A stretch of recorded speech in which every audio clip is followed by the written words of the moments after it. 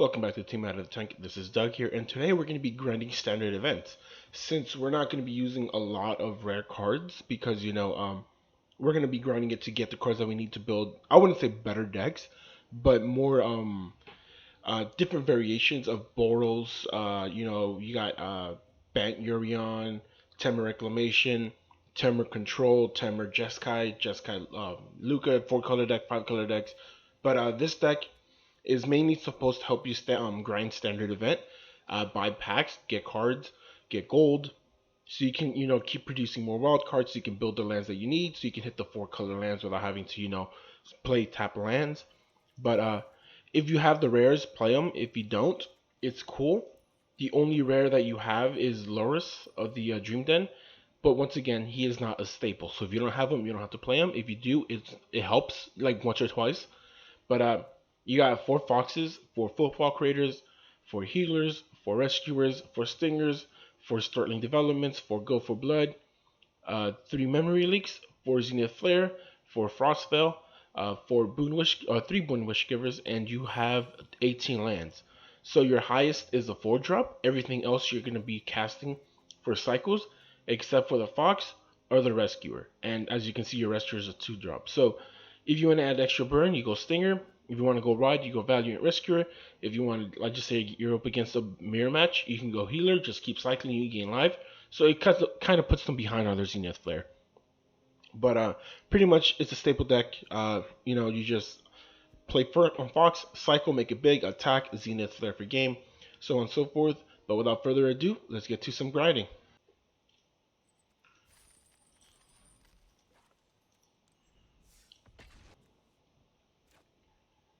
Alright, so here we got a mountain and a plains, starting development, boon, football creator, and go for blood.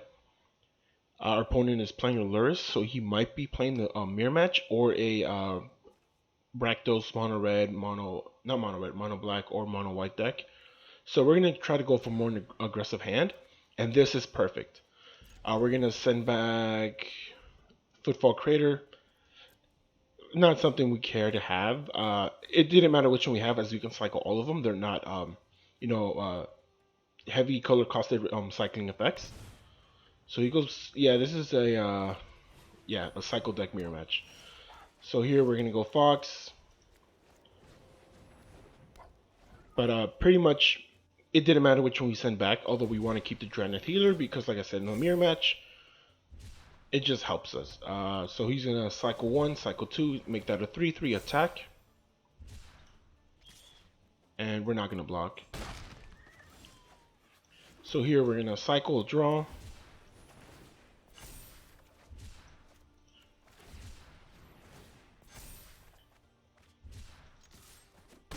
We are a bit ahead because he, had to pay for the Sacred Foundry. Although he already has his colors for Zenith Flare, as we only have 2 planes. He could go for blood here. Yeah, he's gonna go for blood, and that's pretty much gonna be game. We're not gonna come back from that. Reason being is because you don't run as much lands, so we actually could stall for a bit, as we can next turn make a token, attack with a 3, and his Flourishing Fox will have to attack. If not, then it's just gonna sit there and just get bigger and bigger. But we can always make tokens for him to just chump block. The only thing is football creator gives it trample, so we do have to watch out for that. Alright, so we go down to 9. Another go for blood. Oh, Zenith Flare. Oh, that's unfortunate. Alright, so yeah, we're gonna have to try to draw a land to go Dreadnought Healer.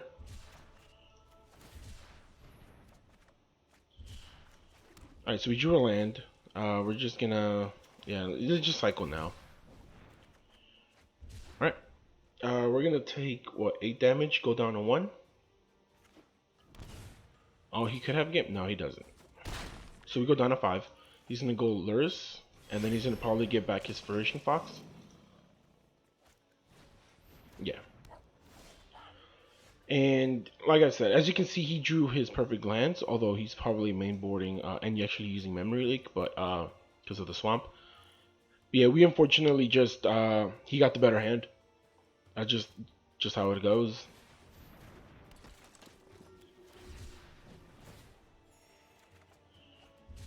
And see here, it kind of doesn't matter because even if we do chump block the Flourishing Fox or kill his Flourishing Fox here, his Lurus is just gonna bring it back. Not to mention with Football Crater, since it's a permanent, yeah, that's game. Since Football Crater is permanent, he could bring it back, give his Flourishing Fox trample, and now even if we do chump block, we're losing that.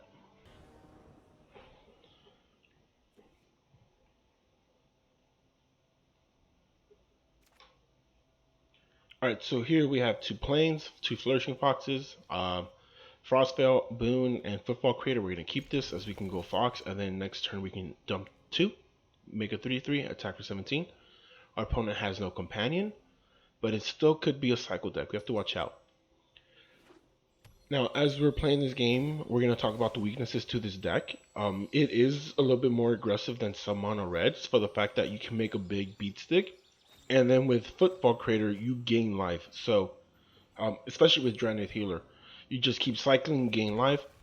And unlike, Valiant Rescuer, Dreadnought Healer, Flourishing Fox, all these cycle effects, they don't happen once per turn. So Valiant is the only one, and that's because, you can cycle 5, get 5 1/1s, and that would just be OP.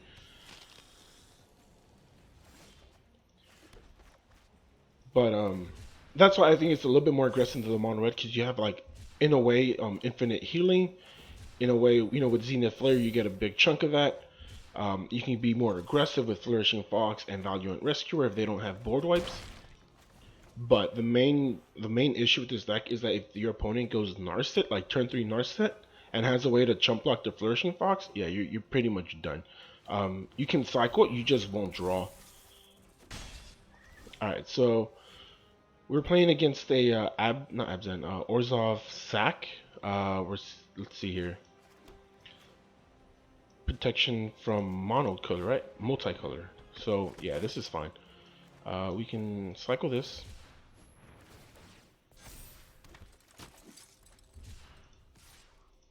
If he blocks, it dies. Yeah, we do lose 1 for Cruel Celebrant, but now we can take 3, chump block the Cruel Celebrant, and then swing with 7 next turn. Corpse turn. Return a creature card from your graveyard to your hand. That's pretty neat. Decides not to attack. So here we're going to go Dryneth Stinger, and then we're just going to start cycling everything. Get a 1/1, get a, ping. Next, attack with the 5, and no, we don't want to attack with the 1.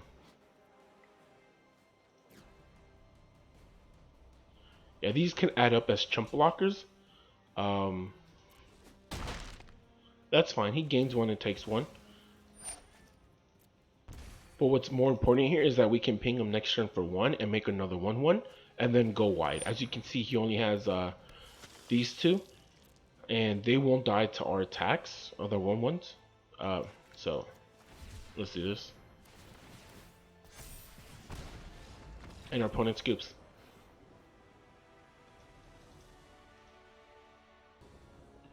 Alright, so our opponent goes first. He has no companion, so that's what we like to see. We have a Plains, a Mountain, a Fox, 2 Rescuers, a Starling Development, and a Memory Leak. We're going to definitely keep this. Turn 1 go Fox, turn 2 go Valiant Rescuer, and then just start cycling from there. Unless if he's going aggro, then we'll go Fox and then start cycling. So, we see the Castle Lock Twins, so we can, play a little bit defensive, go Fox, then Rescuer, and then start cycling. So Golgari, or is it Sultai? Abzan? Who knows, we'll see. Alright, called you familiar, that's fine. Witch's Oven, that is not fine. Sultai food, or Golgari food. So here we're gonna go Dryneth Stinger for the fact that Rescuer, he's just gonna be sitting there for a 3/1. Yes, we can make 2 1/1s. I mean, 2 1/1s. 1 on their turn, 1 on our turn. But Stinger just can deal for more damage, and it can swing.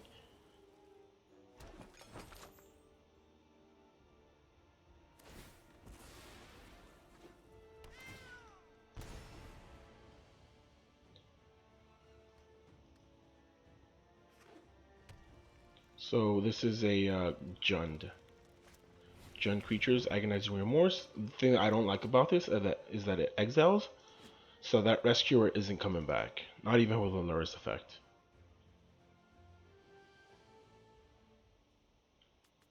But he sees our hand, and now we can dump it, do as much damage with Stinger, and then make him chump block with Cauldron Familiar, which is a good benefit. Alright. I guess he doesn't want his creatures to turn into a, 4/4. But dump this, draw.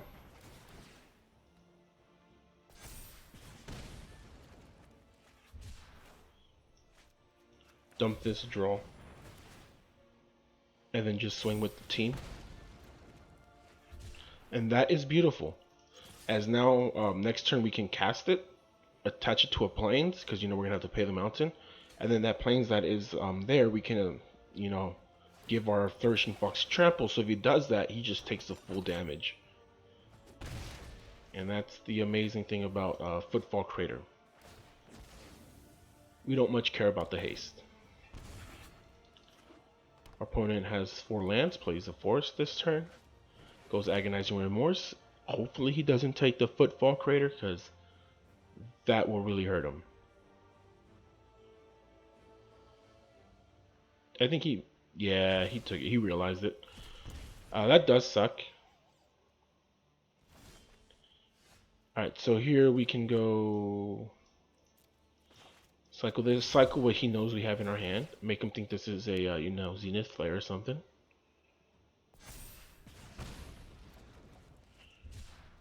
Dope. Let's see here.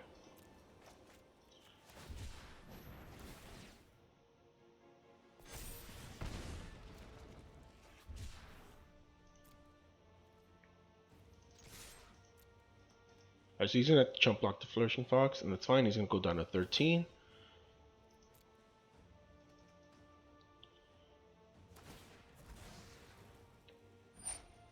Sure.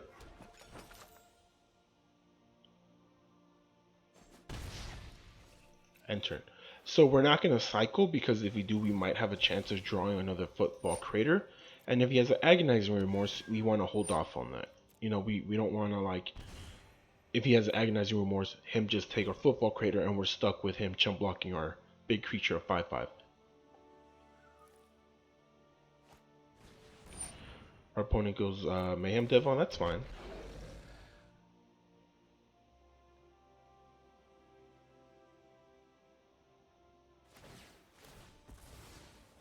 So now, next turn, he's going to deal 1 damage to the Stinger. He's going to kill it with Familiar coming back.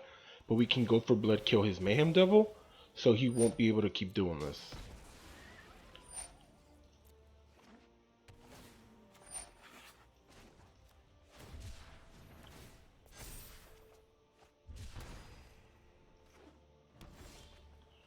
Alright, so here, go for blood. Target creature fights this target creature. We're going to hold off on the Luris for now.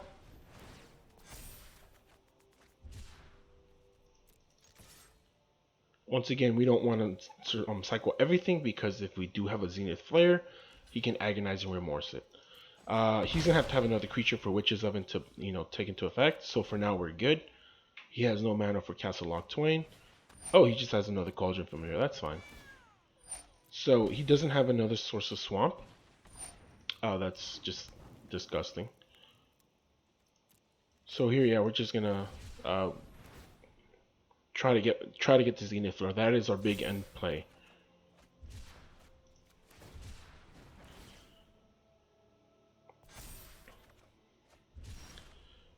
Wow, we're actually getting flooded. Alright, cool. Alright, so here we're gonna go Luris.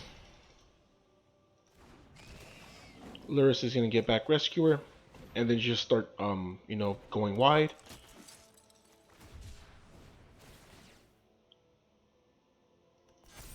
Next turn we can go Healer, so we don't keep falling low. Jeez, dude. 6, 7, 8. We have 10 lands. Wait, is it? Yeah, 10 lands left. Might as well.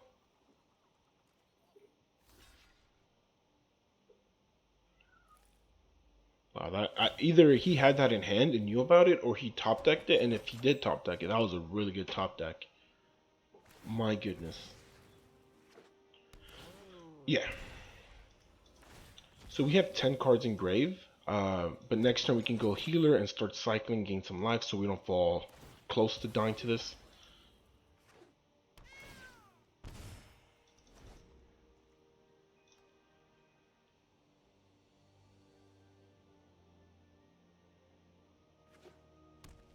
Okay, no claim the firstborn.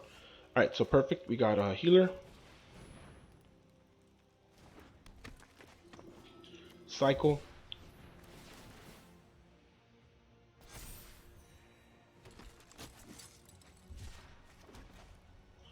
Alright, so next we're going to just swing with everything. Remember, he can only have one cat because, you know, he doesn't have another creature, so we can attack with Luris, but not Valiant Rescuer. Actually, yeah, let's attack with the team. If he does block, he can either trade with it and doesn't get anything back, or if he does sack, it's just a wasted attack because of the Witch's Oven. That's fine with us. 6, 7, we gain 3 life, we go to 16. Or we would have gone to 16. End turn. We have 10 cycles in grave.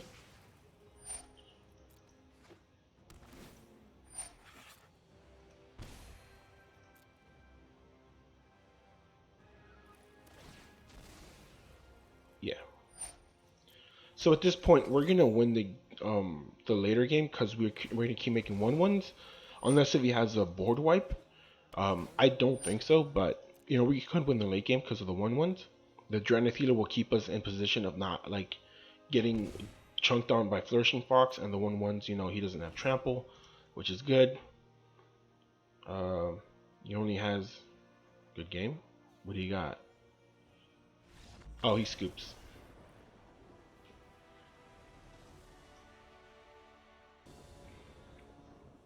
Okay, so here we got a Mountain, Flourishing Fox, Valiant Rescuer, Development Ambush, Footfall, and Go for Blood. We're gonna mulligan this. We can keep this. We can send back the. I want to send back the Zenith Lair. I want to get as much use of this rescue as I possibly can. So we're gonna go Mountain, make him think it's a Rakdos deck. But our opponent could have a Fox, a Flourishing Fox. No, he goes Temple Deceit. So I'm so confused at what this could be.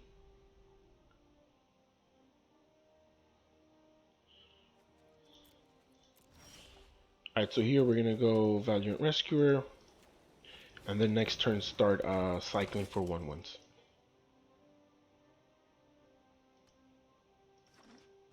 Our opponent pays for Steam Vents. You have a shock? You look like a man who carries a shock. Oh, just a Heartless Act. So this might be Grixis control, which is fine. We can go Stinger. Cycle this. And we got our Zenith Flare. Perfect. All we have to worry about now is just counters. We could have gone Jeskai, but remember, the more colors you have, the more lands, which means the less cycles you run, and you don't run out of cycles. So we're gonna because that impacts your Zenith Flare. But then again, you could run Teferi in there, which you know could be bonkers. Let's just attack for now.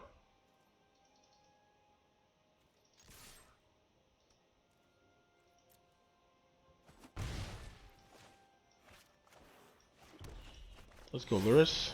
Does he have a counter? He does have a counter.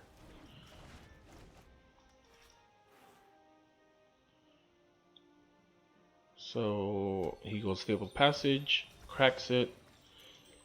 He's gonna probably get a mountain or a swamp. So he has a. What do you have? Cry the Cranarium or a Ritual of Suit? Croxa.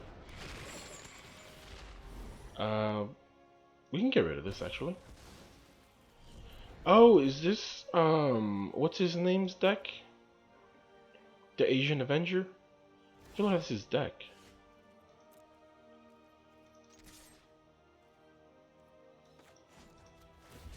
Alright, so we're just gonna start cycling, deal 1 damage. He's gonna go down to 11. And we are drawing all of our lands, dude. And turn. The most we can deal now is 4, 5, 6. Well, 6 on his turn. So we don't want to cast it just yet. Alright, he goes through passage. He's gonna get that mountain, so he has all 3 colors. Unless if he has a what do you call it? Oh, he got the mountain. So no, he doesn't have a nickel bolus planeswalker in hand. But he could go Croxa from grave, right? 5 of that. No, he can't. He could go Luris. You know, Swamp, colorless. Oh, he just surveils. That's fine. But we have to worry about what he has a counter in hand or not. Since that Soul Guide Lantern, that would have been really helpful for him.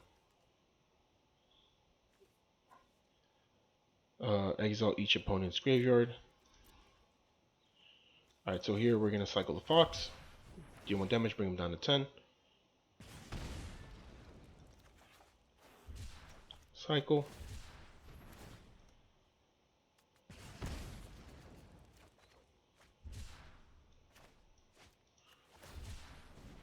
We're literally cycling the card that we're drawing, which is pretty cool.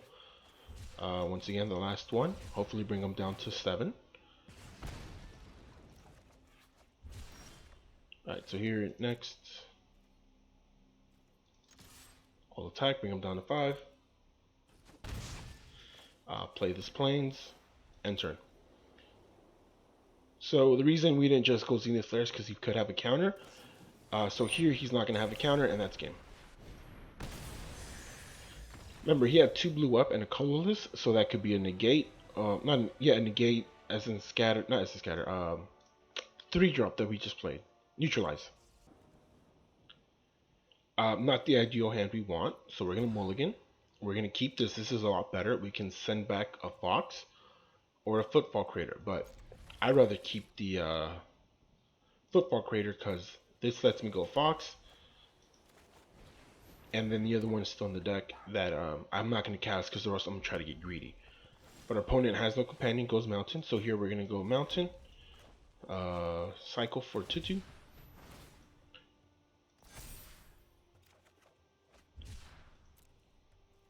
All attack. Next. Enter. The reason we didn't just go another... Okay, so it's a mirror match. The reason we didn't want to... Because it's just a mountain. He could have a shock. We went Fox first. He could have a shock. If we would have just cycled, he could have shocked it before he got a 3-3, and that would have been really bad. So our opponent cycles 2 Drowning Stingers and a Fox. This is a mirror match.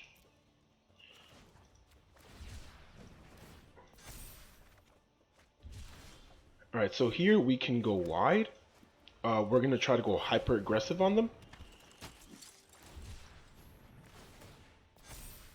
I doubt they're playing board wipes because once again you want to run nothing but cycles in the deck. That's what powers your Zenith Flare, you know. So our Valiant Rescuer, even if he does go for like plays a Fox and goes for Fox, our Valiant Rescuer can just keep making 1/1s that just overpower the Fox in a way that he attacks. You know, we chump block, we attack, he can only block 1. Cathartic Reunion. What? Alright, so we got our Zenith Flare, which is really nice. Here we're gonna cycle, get that 1/1, attack 4, 5, 6, 7, 8, 9.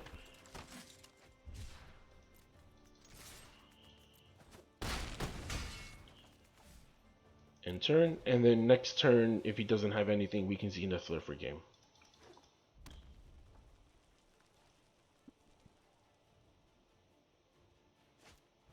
Ghost Fires of Invention, that's fine. That's actually fine, that's game. The thing I love about Fires of Invention is that I know for a fact, even if he does have a counter, he can't stop it. But that's interesting. Fire's cycle deck.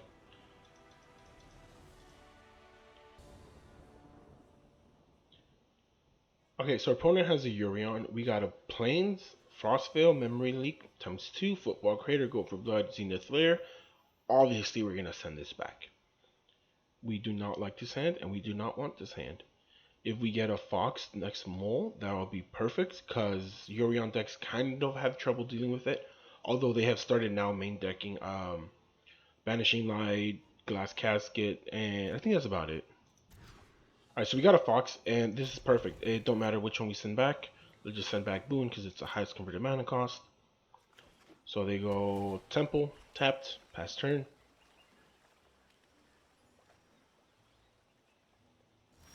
We go Plains, Fox, pass turn, and then next turn we can deal 3 damage and take off from there.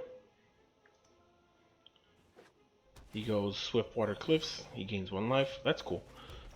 Cycle for 1. Cycle for 2, and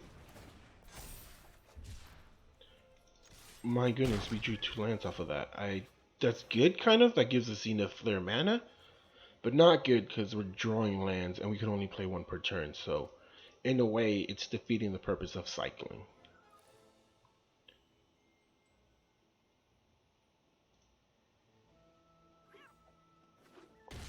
I kid you not. I feel like for these little minions, they copied the last cat that we had. It sounds exactly the same, right? Alright, so here we're gonna cycle, make it bigger, so if he does try to kill it with Shadow the Sky, we draw a card off of it. And we got our Zenith Flare. We don't want to go wide, because then that gives him a good Deafening Clarion target.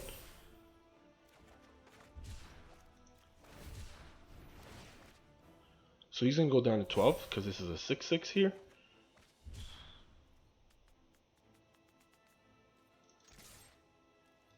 Unless if he has like a Brazen Bounce effect, that would really hurt. No, but I think he has a, yeah, Omen of the Sea. So if he does Shadow the Sky, that's perfect. We draw a card, and then we can go Valiant Rescue and start, you know, getting a board. And start cycling more, so that we can Zenith Flare. The thing we want him to do is Fire's Invention. No, not Fire's Invention. We want him to waste his mana. Yeah. Yeah. And now there's no counter. So here is Rescuer. We go land. We go Memory Lake. And then we're going to pass the turn.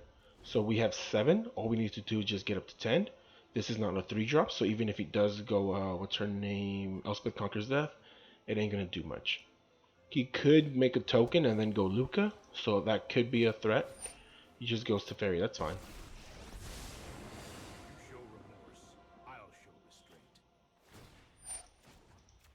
So he's gonna bounce our Rescue, we're still gonna get a 1/1, and we still get, you know, Zenith Flare targets. So if he doesn't board wipe, we can swing and then deal 8 damage and win the game. He just goes Yorion, so that's not going to be an exact game.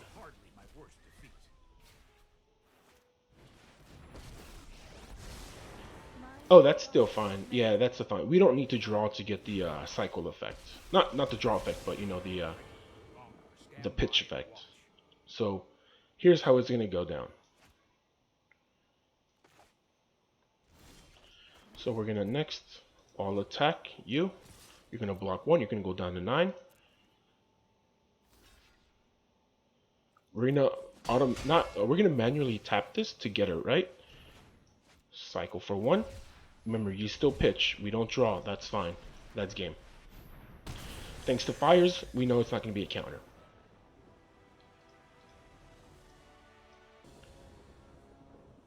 Okay, so we got a Plains, Mountain, Flourishing Fox, Draenith Healer, and 3 cycle cards.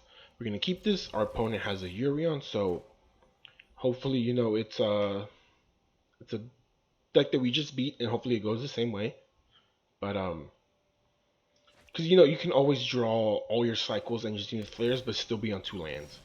So here we're going to go Fox, yes.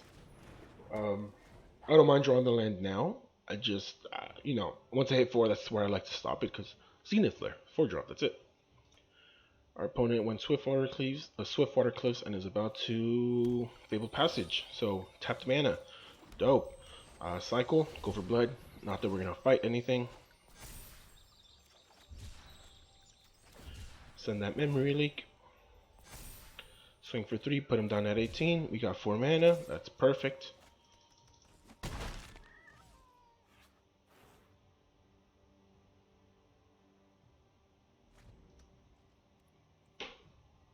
Our opponent could go Glass Casket. Oh no, he can't.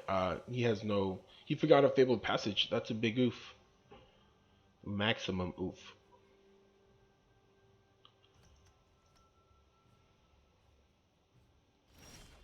Alright, so here we can go any scoops. Yeah.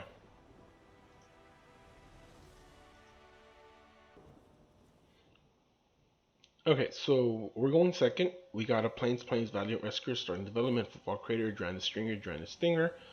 Our opponent has no companion. I kind of want to mulligan. Actually, yeah, I kind of want to mulligan because it could be, mono red. They don't need a companion for that. I just don't like my turn 1 play. I'm gonna keep this. Send back this one, it's the highest converted mana cost. It was worse. Yeah, like I said, mono red. It was worse for us to just keep this hand as opposed to the last one, but I don't want to mulligan again. It's always random. Pass, attack 2. Sure, light up the stage. So here we can go Dranith Stinger. If we get a Plains, we can go Dranith Healer for the fact that we can just cycle gain life, and we don't have to worry about getting, destroyed by this guy. So no Plains, just Stinger. Chump block the Scorch Spitter. He did not have a light up the stage, which is really good. But he could have a shock or something to kill my Stinger. Yeah, he does. Bone Crushing Giant, he just stomps it. Which is fine. That is not the threat that we're afraid of. Because at this point we can go Flourishing Fox, pitch 2, make it a 3/3, and his Scorch Spitter is not a threat. Still no Plains, huh? Alright, let's see if we get a Plains. No Plains. Hopefully we get a Plains. No Plains. That is unfortunate. That is the downside to having, 16 lands. That's game. Yeah. That is so game. Like I said, if you do have a Boros, what do you call it? The Boros, what is it called? Sacred Foundry. If you have a Sacred Foundry, you should play those. It'll always give you the mana that you need. We're obviously going to concede. Yeah, there's no point. Good game to our opponent. Just, like I said, mono red deck. I had fun. Wait. No. I clicked the wrong one. Oh, boy. Why would they put blue as the...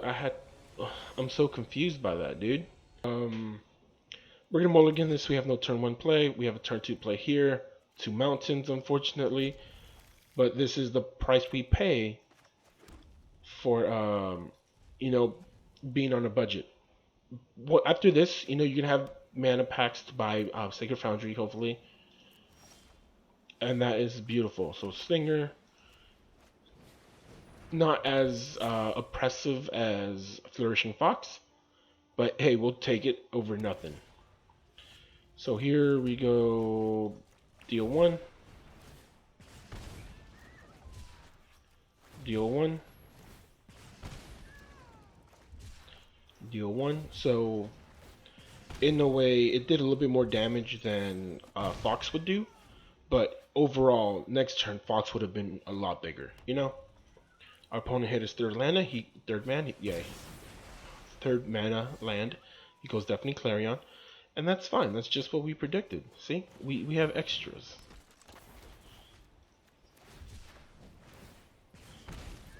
What is going on over here? Alright, and then we have a Zenith Flare for 6 now. And we have another Stinger. Look at that. So if he goes another Deafening Clarion, we're prepared. Opponent goes Island. He could go Shadow the Sky. He does. It's all fine. That is unfortunate, actually. So we're gonna go Lyris. We're gonna play the Stinger. We're gonna make him go Elspeth Conquers Death, because we want him to keep tapping out. If he has Fires of Invention, he's gonna play it, and then Elspeth Conquers Death, and that's fine. It's just we want to make him play around us. We don't want to play around him. So if we would have just gone Dragon Stinger past a turn, you would have been like, alright, he doesn't have any cycles, he would have done it. Oh, he goes Mythos of Illumina. That's fine. Let's see here. Cycle.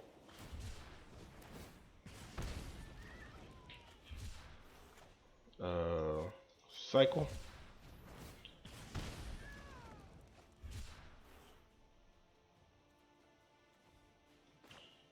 I should have done that first. We would have been dealing double the damage. Let's see what we want to do here. We can deal 8, 9, 10. All attack. Obviously, we might trade Lyrisis here, and that's fine.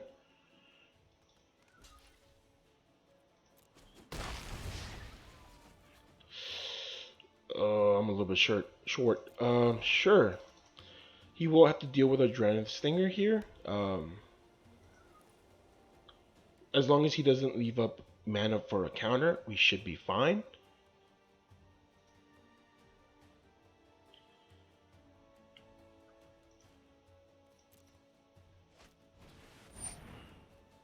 Sure. So he has mana for a counter. That does suck. He's going to bounce back our Dragon Stinger. That's fine. We're going to cycle, deal damage. We're going to try to ping him for more.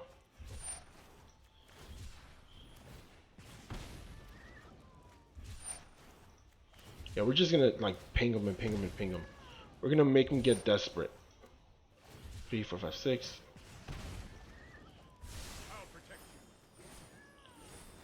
Alright, so here we're going to go Stinger. If he has a counter, he'll counter it. Nope. I didn't see a counter there. So there you go.